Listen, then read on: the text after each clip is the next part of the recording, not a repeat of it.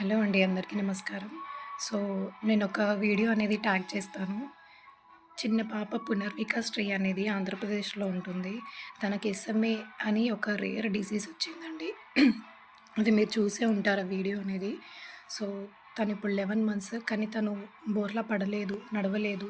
తనకి ఒక life time ఒక ఇంజెక్షన్ ఉంటుందంట. ఇంజెక్షన్ కాస్ట్ వచ్చేసి 16 క్రోర్స్ అని చెప్తున్నారు డాక్టర్స్. అది ఫారెన్‌లో చేయాలంట.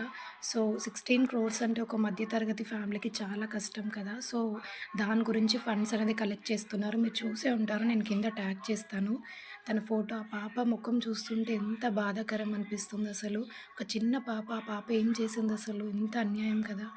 కానీ మనం ఉన్నాం కదా! మనం కాపాడుకోగలుగుతాం. నా వంతు సాయం నేను చేశానండి. అది కూడా స్క్రీన్‌షాట్ పెడతాను.